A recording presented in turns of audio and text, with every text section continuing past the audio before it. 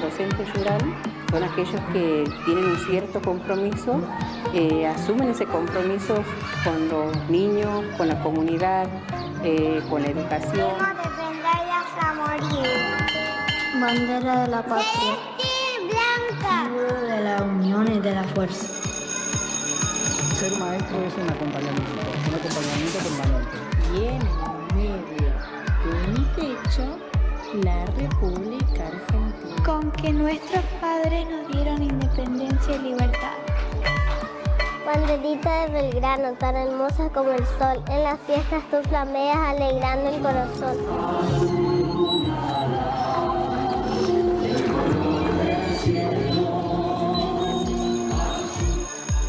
Día de la victoria en la guerra. El trabajo y la cultura en la paz.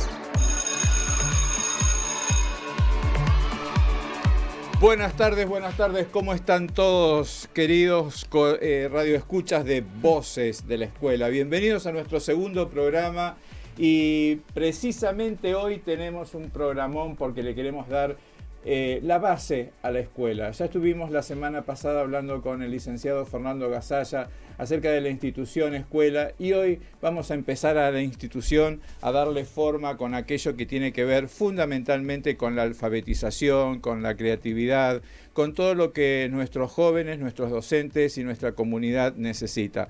Por eso agradecerte que hayan estado tan pendientes del programa anterior. Gracias a todos los que nos mandaron mensajitos. Les quiero decir que estoy acompañado nada más ni nada menos que por mi querido compañero Lucas Rearte. ¿Cómo estás, Lucas? Muy bien, muy contento por la oportunidad. Bien, un gusto, Lucas, tenerte. Y Lucas, escríbanos porque Lucas con esa voz que tiene va a leer los mensajes, va a poder salir precisamente a la búsqueda de las respuestas de nuestros especialistas. Así que nos escriben, ahora Lucas les va a decir a dónde.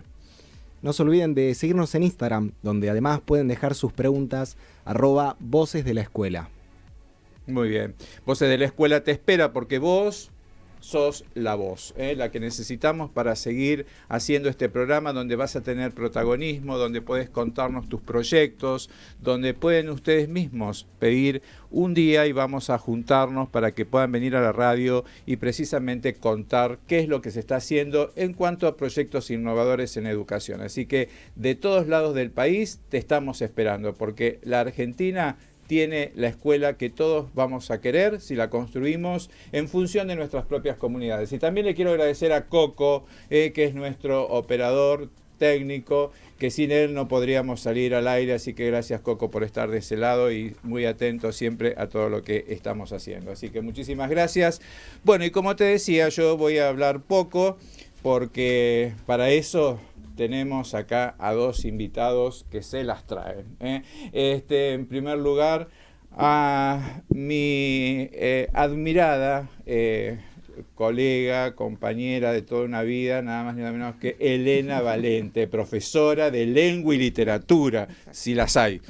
Así que bienvenida, Elena, muchas gracias por estar acá. No, gracias a vos por la invitación, es una alegría estar acá, compartir este rato. Bueno, muchísimas gracias. Un gusto porque quienes conocen a Elena, que es multititulada y especialista en todo lo que tiene que ver con la lingüística, aparte de haber tenido toda su trayectoria y tiene su trayectoria en escuela secundaria, anda por todas las universidades del país, hace ponencias, tiene publicaciones, libros, o sea, no te va a estar hablando alguien que no sepa de qué es lo que está hablando. Y también vamos a tener a mi admirado también, nada más ni nada menos que el licenciado, porque por mí es licenciado, hoy estábamos discutiendo el título, Patricio Azor, que sos, vos me dijiste que la facultad no les da el título de licenciado, pero no tenemos matrícula. No tiene matrícula, así que diseñador gráfico. ¿Te acordás que yo te dije que te iba a presentar a quien había hecho el logo, que tantos mensajes tuvimos por la creatividad, por el gusto, el buen gusto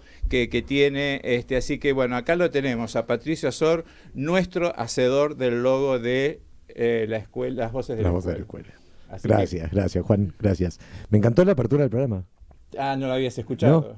Claro, después no te mandé el programa anterior. No, re lindo. Sí, Re eso es lindo. esto es lo que de alguna manera nosotros queremos, ¿no? Que todos tengan voz. La semana pasada tuvimos una docente de Chaco, un docente de Río Gallegos, gente de Gran Buenos Aires, así que todos hicieron preguntas y hoy también tenemos, porque así es como nos vamos a ir cruzando para que los puedan interpelar de alguna manera en el buen sentido, ¿no? Para que todo esto tenga de alguna manera razón de ser con el título del programa. Bueno, vamos a empezar con Elena, vamos a empezar con las damas un poquito acá. Elena, yo como te voy a hacer las preguntas desde el llano, ¿qué está pasando con la escritura y la lectura en las escuelas? ¿Dónde está el kit? ¿Dónde vamos a encontrar el punto de inflexión para ver qué podemos hacer para que los chicos escriban y lean mejor? Bueno, podemos estar años tratando de responder esto, pero bueno, la cuestión el trabajo con las prácticas de lectura y escritura tiene que encararse de un modo tal que todas se sientan interpelados a participar.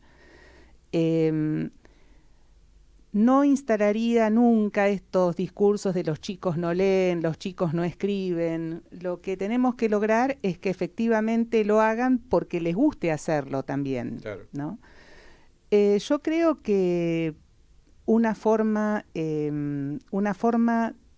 adecuada y adecuada también para este tiempo post pandemia, ¿no? Que nos encuentra tratando de reencontrarnos también, tiene que ver con generar escenas de lectura compartida en el aula, escenas de escritura compartidas en el aula, para que haya una gran interacción. A mí me llamó muchísimo la atención cuando volvimos a la presencialidad en una clase universitaria. A mí me tocaba trabajar con una docente disciplinar y yo tenía a mi cargo la cuestión de taller de lectura y escritura.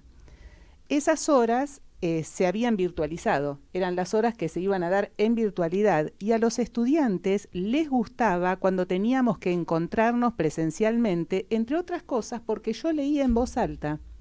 Me parece que hay hasta una cuestión de no sé, lo agradable de oír una voz que habla, que puede ser la de uno o una docente, la de un estudiante, que genera una idea de trama, que genera una idea de trabajo compartido, que es muy agradable, Por otra parte, no sé, yo me recuerdo cuando estaba en la escuela secundaria, ¿no? Y algún docente tenía este tipo de prácticas, leía en voz alta, comentábamos entre todos. Claro, ocurría algo que ocurría cuando no teníamos internet, cuando no navegábamos en la web, que era que él o la docente desplegaba su hipertexto, iba diciendo, esta idea la pueden recuperar en tal libro, y uno decía, ¿cómo sabe? Yo quiero saber todo eso. Quiero ser como ella. Claro, y bueno, y creo que tiene que ver con esas prácticas sencillas, pero que son muy trabajosas, que permiten otras escenas de intercambio, otro tipo de trabajo, habilitan otras preguntas, ciertas preguntas que de otro modo no surgirían. Yo creo que los y las docentes tenemos grandes potencialidades para trabajar allí. Y no lo descartaría, porque quizás trabajamos con grupos que no siempre tienen prácticas de lectura y escritura tan frecuentes. Bueno, eso se enseña, fundamentalmente se enseña. Y en todas las áreas, ¿no? Porque generalmente yo escucho a veces a los chicos, la de lengua quiere que escribamos de esta forma, ¿no? O la de prácticas del lenguaje. Claro. La de sociales no me corrige tildes. Los otros no les importa cómo escribo, ¿no? ¿Dónde pongo la coma? Entonces creo que esto es una cuestión de todos, de todos los docentes es lo comunicacional en definitiva. Totalmente. Creo también que, bueno, hay movidas, hay, digamos, propuestas que buscan este trabajo interdisciplinario, un trabajo diferente.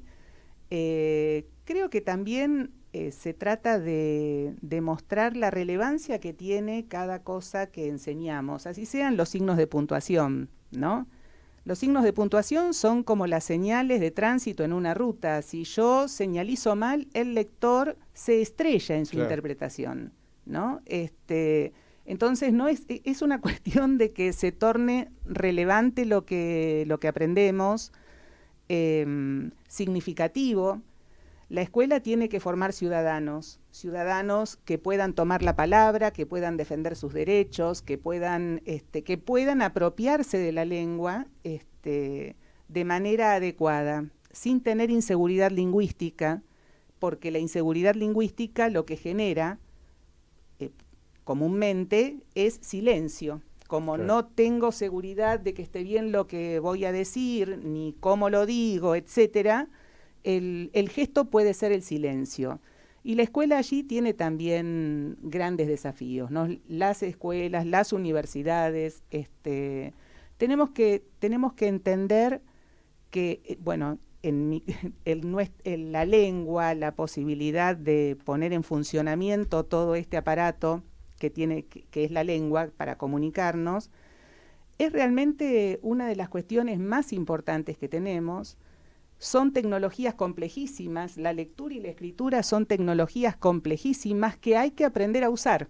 Y bueno, y creo que los que nos dedicamos a esto, los que hemos abrazado esta profesión y en este caso esta temática, tenemos mucho por hacer. Bien, y ni qué decir, obviamente, a todos los colegas docentes, ¿no? Que nosotros también tenemos que seguir practicando la lectura y la escritura, porque después tenemos que trabajar y tenemos que corregir y tenemos que escribir, y las consignas cuando elaboramos algún trabajo tienen que ser claras, por lo tanto también el ejercicio nuestro es interesante. Totalmente. Y yo recuerdo, por haber trabajado con vos, que es tan bueno tener a alguien que te guíe, ¿no? De decirle, yo recuerdo haber dicho, mira Elena, esto se entiende y esto es trabajar en equipo, ¿no? Es decir, bueno, tengo un especialista que es en esto, yo hoy necesito que me diga si la consigna es clara. No es que yo voy a pasar por ignorante, al revés. Creo que precisamente como hay alguien que tiene algo para decirme y para que yo mejore, lo tengo que tomar. Y eso a veces no se está trabajando en las escuelas en equipo como corresponde. Esto es lo veo en lo cotidiano. Claro. Es una apreciación mía, Sí, podrán sí, haber sí, escuelas que lo trabajen, pero en líneas generales es como que estamos los estancos, ¿no? Cada uno en lo suyo y no pensamos que en definitiva a los chicos les tiene que llegar una cuestión integral. Porque el cerebro se le está dividiendo en partes y después todo eso tiene que funcionar. Sí, y además lo que hay que lograr también es esta cuestión de que quien está aprendiendo pueda conectar una cosa con otra, claro, ¿no? Cosa que a veces cuesta en edades avanzadas también. Es decir, hay que trabajar para eso. En educación para adultos eso es fundamental, y es tan lindo, ¿no? Cuando el adulto empieza a encontrar eso. Todos los adultos seguimos aprendiendo y seguimos estudiando día a día. Y en esto de lo comunicacional, de que podemos ser creativos, de que tenemos de alguna manera distintas formas de expresarnos, nos vamos a ir al diseño con Pato. ¿Cómo es expresarse a través del diseño, Pato? Porque hay muchos chicos que hoy por hoy, como que es una carrera que está muy de moda también, y de paso si hay gente que tiene que estar eligiendo carreras a futuro, ¿no? ¿Qué es hacer y cómo es utilizar la creatividad y la comunicación en diseño? Ahora te contesto, pero ¿le puedo preguntar algo primero? Sí, pregunte. Todo esto que vos estabas hablando antes, vos hablabas de la pospandemia. Ahora, ¿no tiene mucho que ver con los sistemas tecnológicos que tenemos? Porque lo que se deformó el lenguaje a partir de la tecnología, yo el otro día en una reunión estaba diciendo, lo dije y se me cagaron de risa todos. Digo, Google nos está embruteciendo.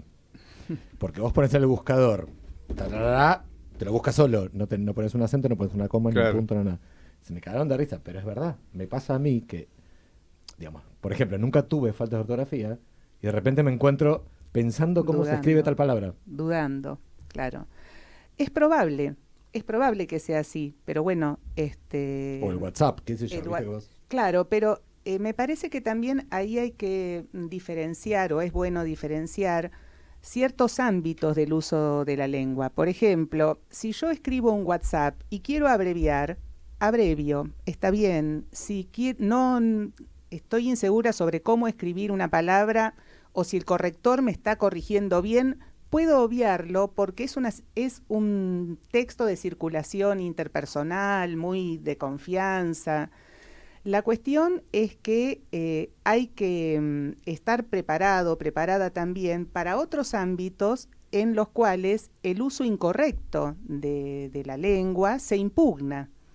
Es decir, escribiste mal una respuesta de examen porque está mal armada y estás aplazado, no aprobás. Entonces, la cuestión es ir mostrando que sí, evidentemente nos movemos en distintos ámbitos, cada uno de los cuales hace un uso particular de la lengua y usa géneros de discurso diferentes.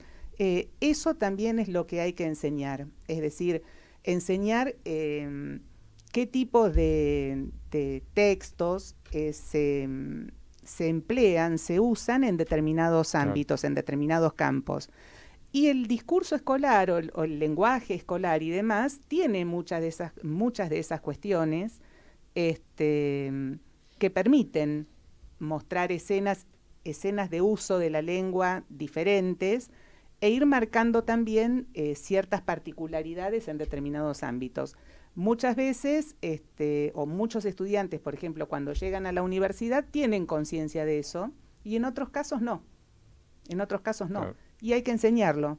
El género discursivo, respuesta de examen, se construye así, no con flechas, Y también me parece que este trabajo que yo propongo hacer para enseñar a leer y a escribir en cualquiera de los niveles educativos en los que nos desempeñemos, tiene de bueno que nos permite experimentar ciertas cuestiones que nos ocurren solamente porque escribimos.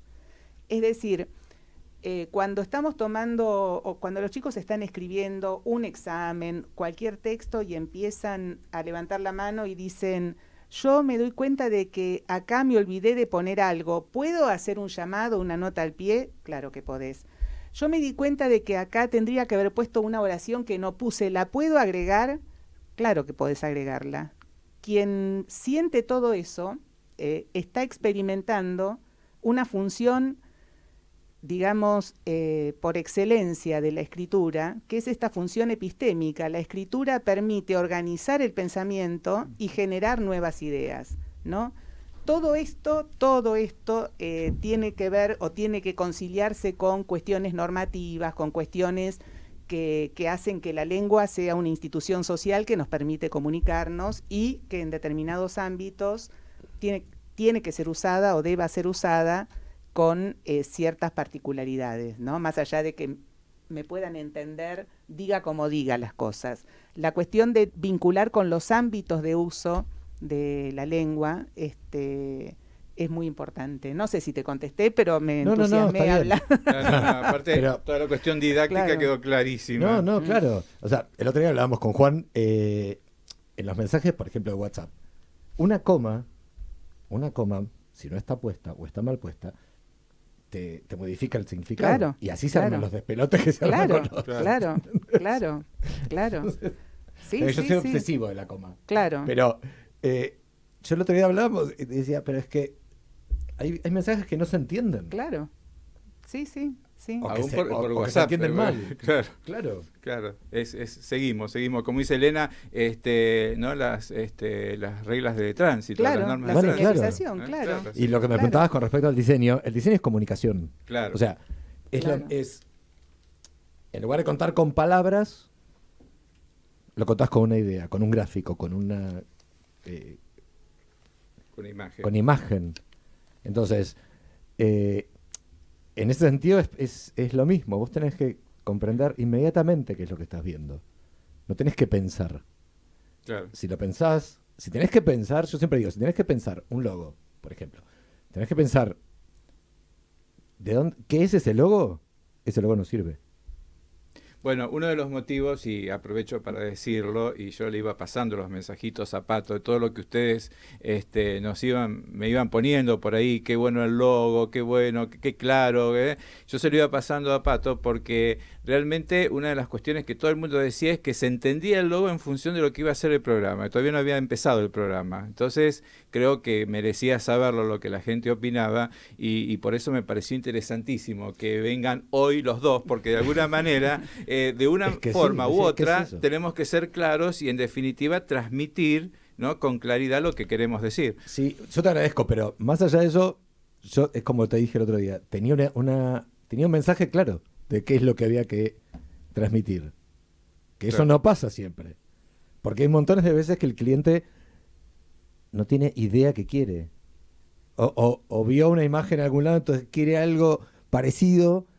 Lo mismo pasa con los afiches, lo mismo pasa con, digamos, el diseño gráfico no es pintar un cuadro subjetivamente y que pase lo que pase con el significado de ese cuadro. Claro.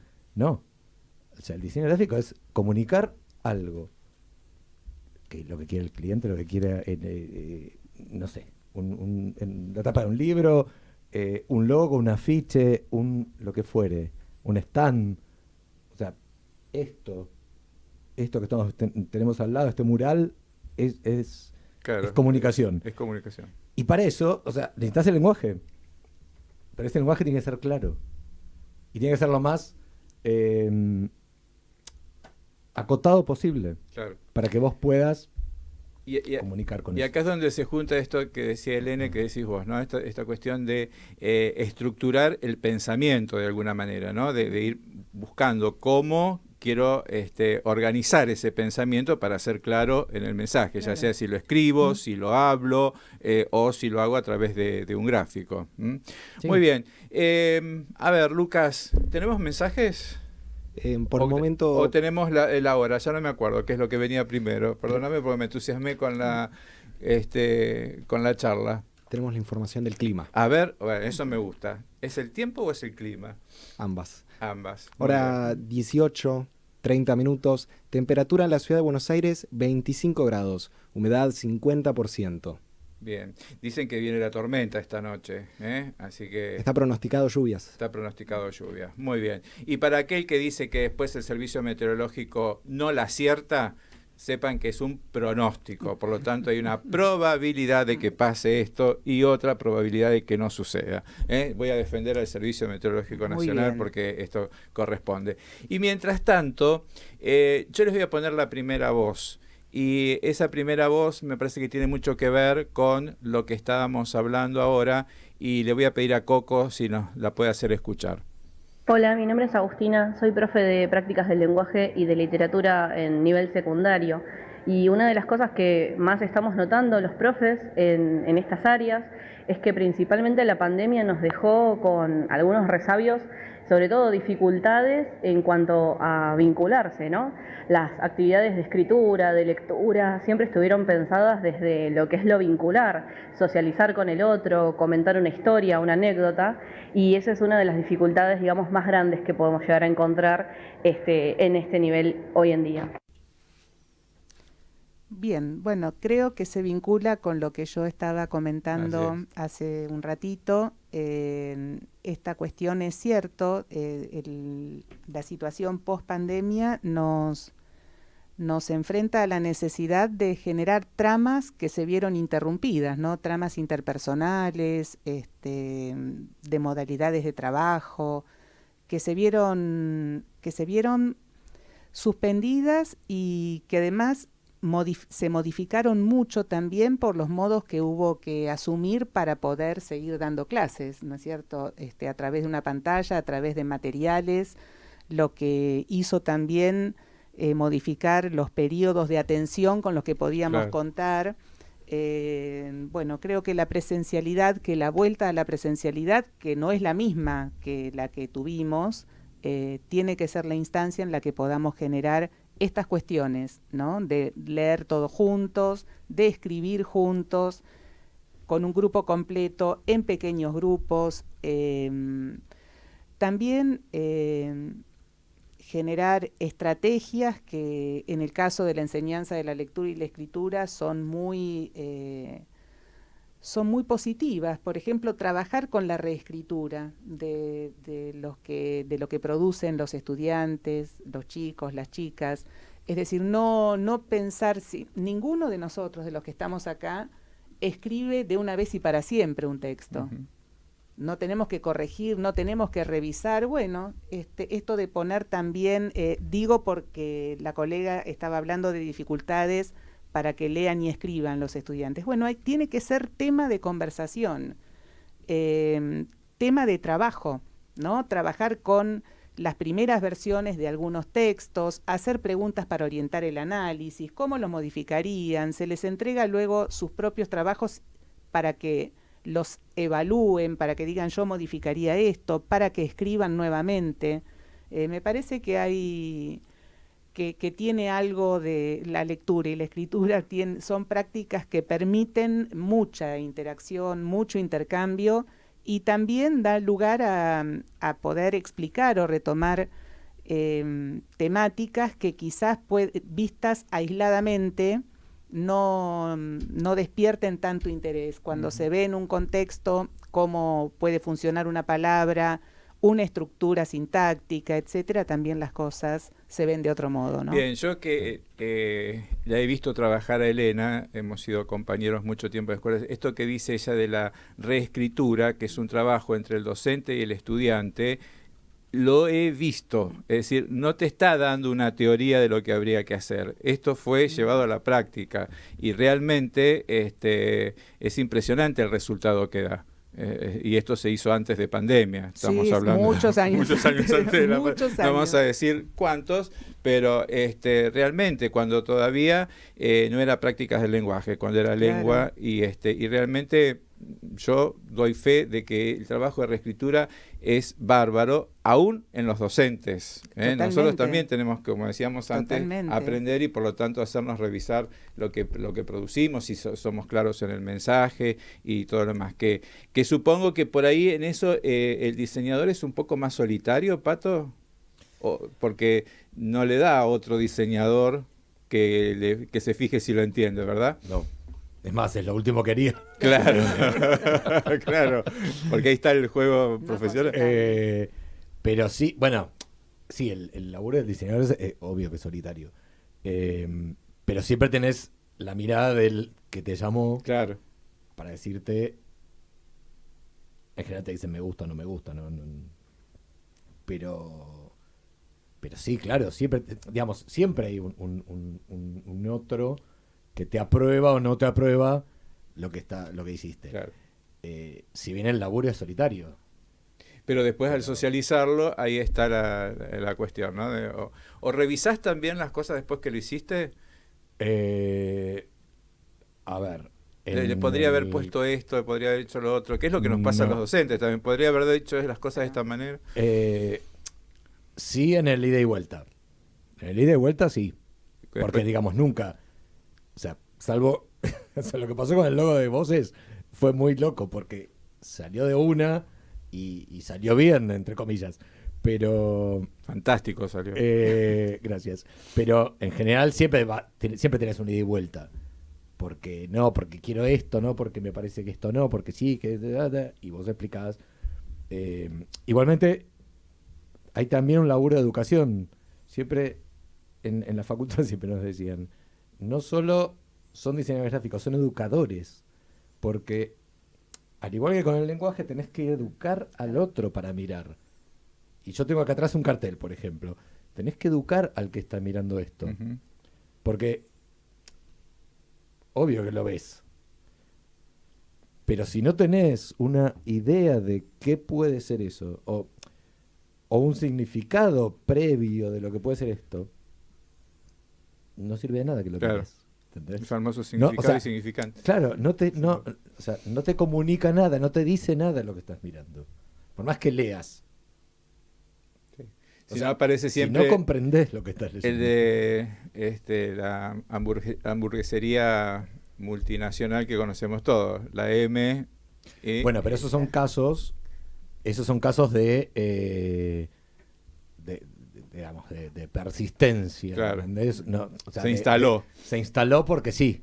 Por eso yo creo que se sigue instalando esto que hiciste. Yo descubrí algo, yo quiero decir que Patricio, aparte de ser diseñador gráfico, es director teatral y tengo el gusto y el honor de estar trabajando con él en Las persianas tienen ojos. Cuando yo vi esto, no sé si se puede mostrar ahí, cuando yo vi ese afiche, esa idea de la obra, dije qué bueno, sintetizó todo porque conocía la obra y todo lo demás.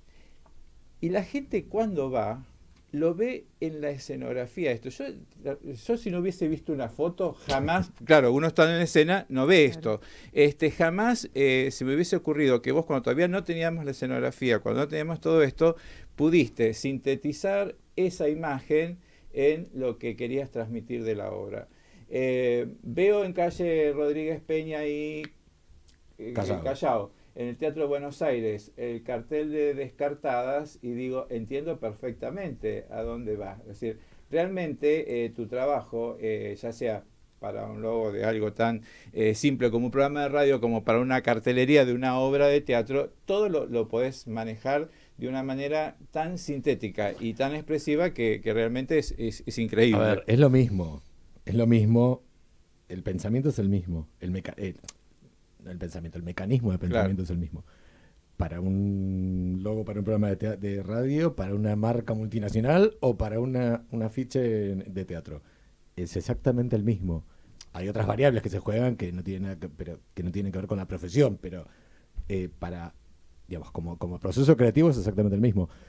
Y siempre digo, es el mismo proceso que yo uso para dirigir, para montar una obra, para hacer una apuesta.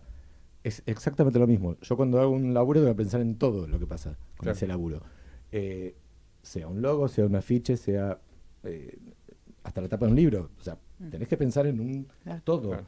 Entonces, en ese todo, son todas las... Tenés que... no me sale la palabra. Tenés que ir tomando todas las variables. Claro. ¿Entendés? Considerar. Gracias. Menos mal que tengo... Menos mal que... considerar todas las variables para que conjuguen todas a donde vos querés ir, donde vos querés llegar, lo que vos querés transmitir.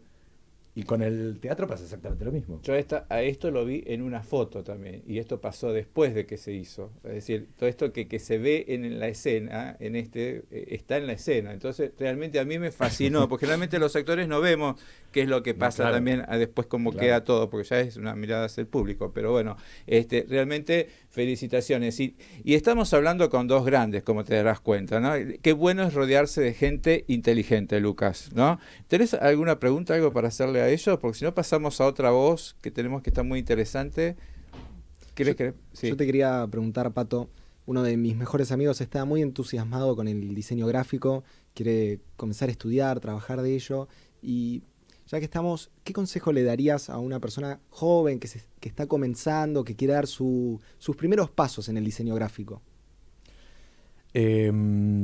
Para mí, que se empape lo que es el diseño gráfico primero. O sea, que no es el meme de Instagram, ¿entendés? El diseño gráfico. O sea, el diseño gráfico, hablábamos con él antes de entrar, tiene un montón de cuestiones en la carrera que por ahí no te gustan.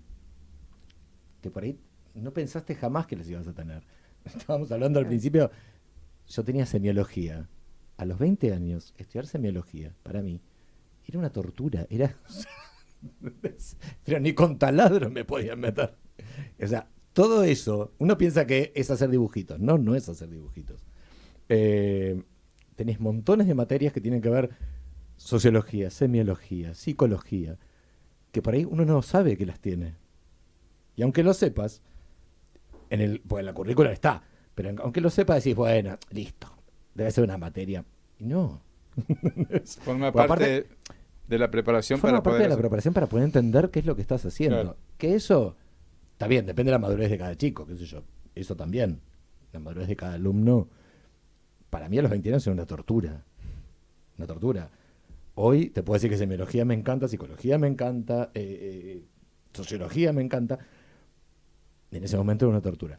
Entonces, pensar que no es solamente esta cosa de el diseño, el diseño rápido de las redes de ahora. Porque esto lleva un montón de tiempo, porque eso lleva un montón de tiempo, porque esto lleva un montón de tiempo. Que va a haber un ida y vuelta con un cliente, que el cliente puede ser muy rompepelotas por momentos, que esto también pasa. Hay un mercado detrás y hay que Hay un mercado acostumbrarse. detrás, tenés que acostumbrarte a un mercado. Que es muy duro. Sí, bueno, vivimos en este mundo, digamos, nos pasa a todos, no solo a los diseñadores gráficos. Sí. Pero digo, empaparte bien de lo que es la carrera, que no es simplemente el programita del celular y no, o sea, está lejos de eso. Bien, Por más que las nuevas tecnologías facilitaron mucho la cosa. Claro. Quiere decir que, mira, estamos hablando de la formación en la escuela primaria, en la escuela secundaria, sobre el sustento que para mí es fundamental, que es el trabajo de la escritura y la lectura, y cómo después te podemos estar dando una mano con respecto a cómo elegir una carrera. Y evidentemente elegir la carrera no te quede solamente con que hay materias que te van a gustar o que querés. Fíjate bien, analiza bien qué es lo que vas a tener y para qué te sirve. Entonces, cuando entendés el por qué tenés esas materias, para qué te van a servir para prepararte para el futuro, vas a empezar a tomarle el gustito y a disfrutar de lo que estás estudiando, porque estudiar es un disfrute, ¿no? El día que entendamos que si uno elige una carrera es para disfrutarla. Sí, más allá de que pueden gustarte más o menos ciertas materias, que eso pero también todo pasa. forma, todo hace. Claro, pero sí empaparte de, digamos, uno tiene muy claro que es ser arquitecto. Ahora, dentro de la arquitectura tenés gente que se dedica a la decoración de interiores, gente que se dedica más a la ingeniería. En diseño pasa un poco así, y uno piensa que es todo divino porque ves exposiciones o ves... que a mí un poco me pasó eso, por eso lo cuento. Yo estudiaba arquitectura y de repente veo una exposición de una cátedra de diseño en la Facu y dije, qué lindo. Y sí, no es todo. Claro, es lo que se vio. Es lo que se ve. Claro. Y lo que se ve tiene que ser lindo, obvio. Claro. Pero, Porque bueno, tiene que ver con esto, con el buen gusto, la estética. Me parecen carreras largas, no son carreras de un año. Son carreras muy largas, muy caras. Entonces te tiene que, digamos, si le gusta, obvio pero que se tire de cabeza, porque aparte es linda carrera.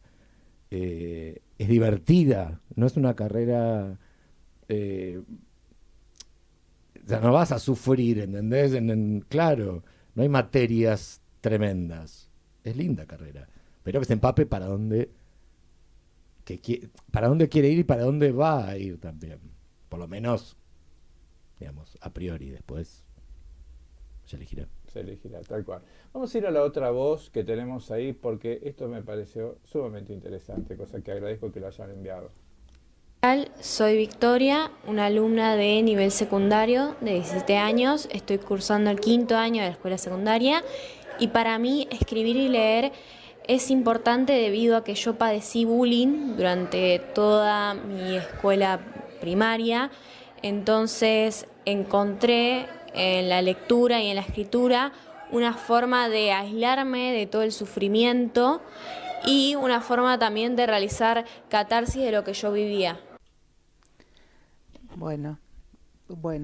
Nos cruza una realidad, ¿no? Sí. Esto que sigue pasando lamentablemente en las escuelas, pero bueno, mira cómo lo resolvió Victoria.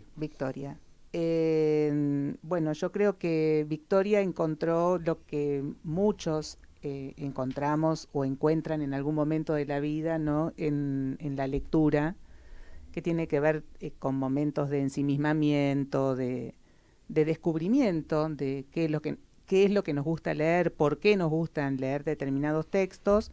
Creo que hay que dar ahora el otro salto, ¿no? El salto de poder leer con otros, para otros, porque también, bueno, ese tipo de lecturas puede facilitar, explicitar sentimientos, por supuesto que si él o la docente advierte la situación, puede enriquecer mucho más la resolución. Pero bueno, encontró un lenguaje que le sirvió para transitar una etapa dolorosa, porque efectivamente tiene que haber sido una etapa más que dolorosa. Bueno, pero hay que apostar también a que la lectura y la escritura pueden brindar momentos gratos a nivel grupal, con otros, etcétera. Claro, pudo superar lo individual de adentro y ahora exterioricemos hagamos. Claro. Por ahí, no sé, yo siempre digo, ir a leer a un hogar de ancianos, por ejemplo, podría ser una forma de compartir, ¿no? ¿Cuántos jóvenes que a veces hacen tareas solidarias podrían dedicarse a hacer este tipo de trabajos, ¿no? No necesariamente que leer dentro de la escuela, digo. Claro. Hay que buscar otros ámbitos también de lectura. Otros ámbitos de lectura y de expresión, Claro. la narración oral que se ve absolutamente enriquecida cuando tenemos un conocimiento de textos que podemos adaptar y demás. Bueno, hay, en el caso de Victoria, seguramente algún día va a dar con textos que cuentan esta capacidad de la lectura analizan esta capacidad de la lectura para atravesar momentos dolorosos, pero a la vez para encontrar también a otras personas que están en una situación semejante, que necesitan poner en común lo que sienten, lo que leen, lo que piensan. En el caso de Victoria, evidentemente lo de la pandemia no explica todo porque ella habla de su escuela primaria. Bueno, allí habría que ver qué pasó, cómo, etcétera. La que encontró fue una solución, si se quiere,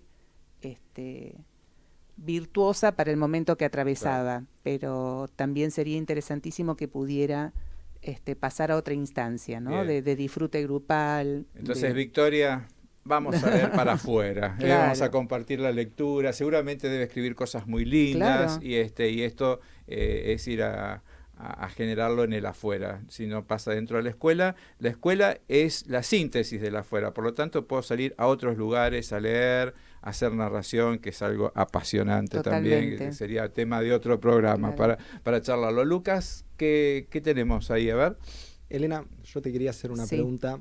La semana pasada tuve una conversación con un niño de 7, 8 años y en base a su aprendizaje me dijo que le era mucho más fácil aprender tanto lectura como escritura de manera física, es decir, en papel, a que leyendo en la tablet o los Word que le mandan por Classroom. En base a esto, yo te quería preguntar, ¿crees que es importante mantener la lectura y la escritura en físico con los más chicos?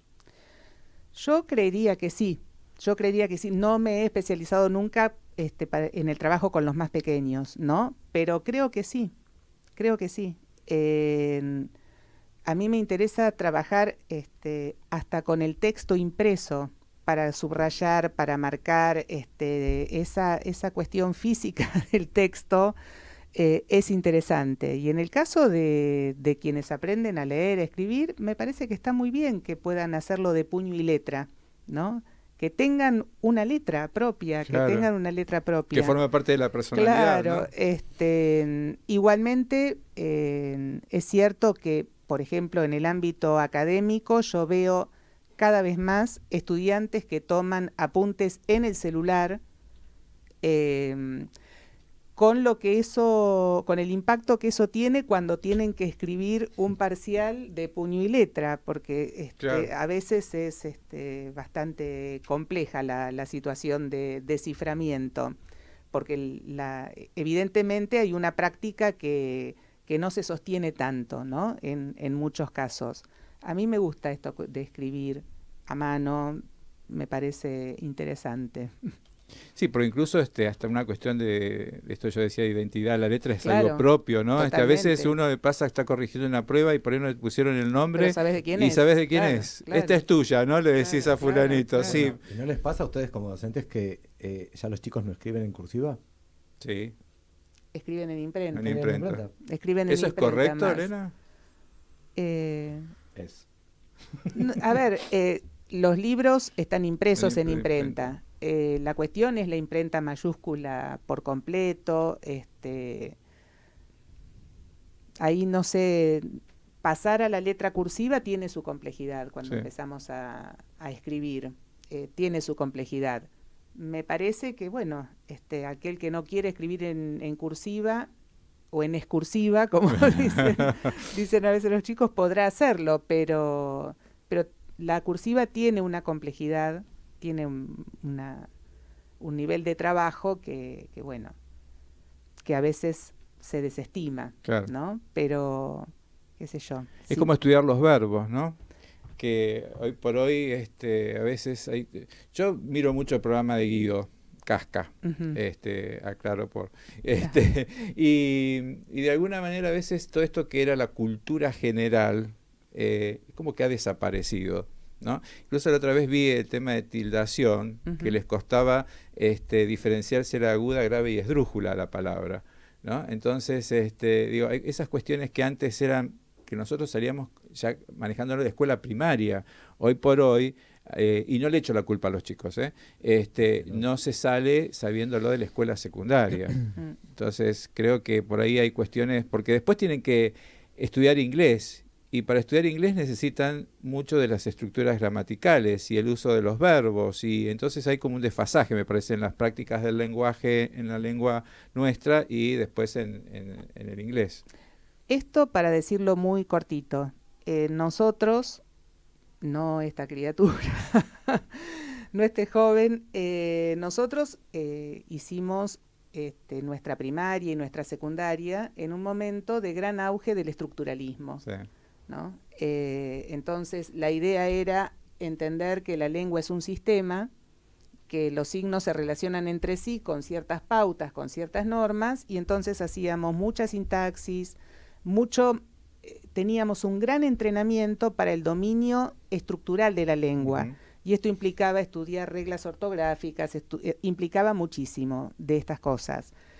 Eso no aseguraba necesariamente que pudiéramos escribir un ensayo, por ejemplo, o un cuento sí, porque es un género sencillo. La cuestión es que nosotros necesitamos manejar esas cuestiones básicas del uso de la lengua para poder hacer otras cosas. Claro. Entonces, qué sé yo, está bien, la mayor parte de los verbos en español son regulares, ¿no? La mayor parte es regular, porque la lengua es económica, pero tengo que saber cómo se conjuga un verbo irregular, porque no puedo decir cabió si escupo. No puedo, ¿no? La cuestión es que ese aprendizaje tendría que estar garantizadísimo para fines no digo fines de la escuela primaria, pero sí para mediados de la escuela secundaria. Por lo menos en la básica, en claro, la secundaria Pero básica. antes era así. Yo Claro. salí de la escuela primaria, teníamos lectura, o sea, leíamos delante de todo el grado. Claro. Y había comprensión de texto, y estoy hablando, bueno, sí, obviamente del siglo pasado, pero... Vos sos del siglo pasado, sí, claro, vos sos del siglo pasado. Yo soy del siglo pasado. Pero salíamos así de la primaria. Claro. No sé que eras malo o buen alumno, no importa, pero estaba eso. Claro, era fue una mirada, una mirada que hizo la escuela, que hizo escuela. Fue una mirada que instaló un dominio o conocimientos respecto de la lengua muy, muy fuertes. A veces, recuperando lo que decía Juan, lo que ocurre es que alguien reflexiona sobre aspectos gramaticales de su lengua cuando estudia otra, Claro. porque compara el español con el inglés, porque está aprendiendo inglés. Ese es un camino posible también. Lo que pasa, insisto, todo ese conocimiento de las cuestiones básicas de la lengua como sistema dan mucha seguridad, Claro. lingüísticamente hablando, ¿no? Y eso es muy valioso porque a una persona le permite tomar la palabra de otra manera, poder interpelar. Por supuesto, faltaba todo lo que vino después, ¿no? El uso de la cuestión discursiva, de una mirada también que en un punto percibía que si seguíamos en ese punto de abstracción al que llegábamos con el estructuralismo, había parte del lenguaje que no trabajábamos, ¿no? Pero claro que conocer las características estructurales de la lengua es importante. Y ahí creo que es donde está bien esta cuestión de decir con qué competencias debo salir de la escuela primaria y con qué competencias debo llegar a la escuela secundaria y terminar la escuela secundaria para poder tener éxito en la universidad. Porque a mí lo que me preocupa es que hay muchos chicos que van a la universidad y que porque no se lo han enseñado, porque no lo han practicado, o por todo lo que sabemos que tiene el sistema educativo argentino, unos sí, otros no, etcétera, vamos a generalizar nada más, después creen que no les da la cabeza y que como no pueden escribir correctamente, no entienden, entonces ya fracasan, ¿no? Y tienen esa idea de que para mí la universidad no es, porque no tengo capacidad, y la capacidad la tienen. Lo que le faltó es el entrenamiento. Sí, y al docente universitario lo que le falta, o mejor dicho, lo que no le puede pasar al docente universitario es pensar que no hay que enseñar ciertas cosas. Claro. Eso es un error, es un error. Es decir, yo me recuerdo en la universidad, en un segundo año de carrera, yo tenía latín y cultura latina, que me encantaba, pero en un momento dicen, para dentro de 15 días tienen que escribir una monografía sobre la Eneida, tema libre. O sea que estudiábamos letras, a nadie se le ocurrió pensar que necesitábamos que nos explicaran cómo era una monografía. Claro. Toda esa reflexión, cómo se recortaba un tema. Bueno, eso de dar por sentado que un estudiante tiene que saber incluso lo que es propio de un ámbito, por ejemplo, la universidad como ámbito de estudio y demás, tiene géneros discursivos que son propios. ¿Por qué me tienen que pedir que escriba un ensayo sin decirme qué es? Claro. Bueno, me parece que también está esa cuestión, ¿no? Existe esa cuestión. El docente tiene que entender qué es lo que tiene que enseñar cada vez sin pretender que ya esté dado cierto saber. No lo demos por sabido. Claro, en tal caso, y volvamos siempre, ¿no? Claro. Hacia atrás un poquito. Igual está pasando algo, perdón. No, está pasando algo, digo, hay algo que está fallando de base. Ustedes que son docentes, porque están pasando cosas que no pasaban. Sí, vos decís en cuanto al conocimiento. Conocimiento, sí. Pensamiento, todo. Y ojo que en los diseños curriculares el conocimiento está. El tema es que nos tenemos que plantear es cómo, cuándo y bajo qué circunstancias hay que enseñar, ¿no? Entonces el desafío de enseñar es permanente, es todos los días. Quienes abrazamos la docencia tenemos que entender que estamos en función de los demás, en función del otro, ¿no? Y el otro es el que va a aprender y nosotros vamos a enseñar, pero no porque nosotros enseñemos quiere decir que el otro lo aprendió. Tenemos que verificar que ese aprendizaje esté dado y pensemos siempre que cuando estamos en un aula estamos trabajando con la diversidad, que cada uno es un cerebro distinto, un cerebro que piensa, que tiene sus tiempos, ¿no? Y que no todos tienen hiperactividad y que por eso no van a poder aprender y todo lo demás, sino que cada uno tiene un momento de aprendizaje.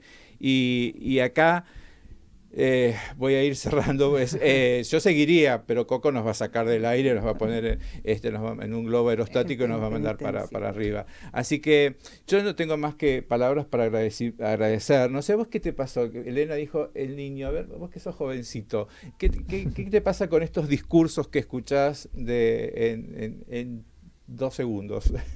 Coincido con lo que decís. Es muy difícil, al menos desde mi situación como estudiante, encontrarme con el formato físico en la escritura. Sin embargo, con el tiempo le estoy encontrando un ritmo y es muy importante que los docentes estén presentes en nuestro proceso de aprendizaje. Bien, bien. Esto es un reclamo o, en tal caso, destacar, un subrayado, ¿no? El docente es el responsable del aula, y es una tarea que no hay que dejarla de lado, es una tarea que debemos seguir asumiendo y darle la importancia, porque no habrá ninguna máquina que supla al docente, ni la inteligencia artificial. Vamos a defender nuestra profesión. Okay. Elena, 1.000.000 de gracias. Y contrario. sabes qué, te voy a entregar, hoy empezamos en honor, que viene Pato también, este recuerdo de las muchas voces de la gracias, escuela. muchas Le vamos gracias. a entregar al realizador Muy del bien. logo esto, y también para Lucas, Gracias. y ahora Muchas le vamos a gracias. dejar uno a Coco también, porque bueno, quise esperar al día que viniera precisamente Patricio, a quien le tengo que agradecer profundamente, cuando él se enteró del programa, dijo: yo te quiero hacer el logo de lo que hagas en la radio. Así que esa generosidad no la voy a olvidar jamás. Y acá estoy con dos generosos, una que la vida nos cruzó. Sí, totalmente. Totalmente. Así que, bueno, esto quiere decir que uno tiene que confiar en la amistad, tiene que confiar en la profesionalidad, y si sos profesional y si sos amigo, tenés doble virtud, y ser agradecido a Dios, que te encontraste con gente como la gente, como digo yo, y de la que podés aprender. Y acá tengo dos ejemplos, Bueno, a Elena muchísimas y a gracias. Pato. Así que Gracias. sumamente Muchas agradecidos gracias. de que hayan estado en este segundo programa, y dejarnos comentarios, dejar lo que vos consideres necesario para que podamos seguir creciendo en esto que son las voces de la escuela, ¿no, Lucas? No olviden de seguirnos en nuestras redes, como en Instagram, que pueden encontrarnos a través de Voces de la Escuela. Muy bien. Y si Dios quiere, nos vamos a encontrar el martes próximo a las 18 horas y queremos escuchar tu voz. Y se viene pronto un programita bien federal, norte, sur, este y oeste, unidos en 2 programas. Así que ahí te vamos a estar esperando. Muchísimas gracias y hasta la semana próxima.